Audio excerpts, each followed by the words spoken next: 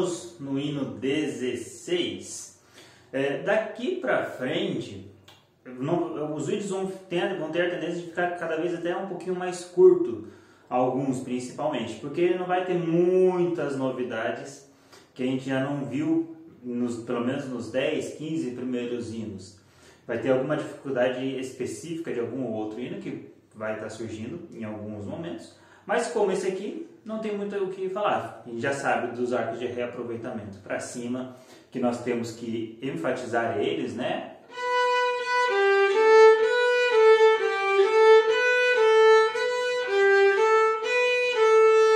Tem que enfatizar eles.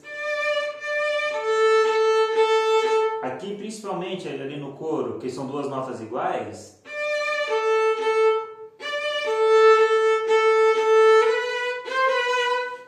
Tem que ser claro que são três, quatro notas lá, e não três, por exemplo. As duas que são para cima, fazer com um arco um pouco mole, aí quem está ouvindo não tem certeza. Tem que ser bem clarinho ali. Mas o que eu queria falar mais desse aqui é no coro também, mas naquela nossa nota super longa, de 5 tempos.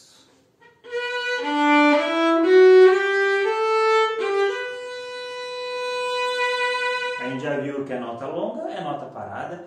Normalmente nesses casos vai ter alguma das vozes caminhando ali em algum momento. No caso aqui, contralto, tenor e baixo. Então, não vou segurar o si, fazer o si forte.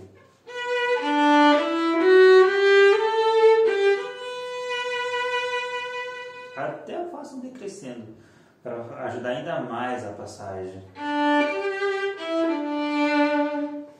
Tá?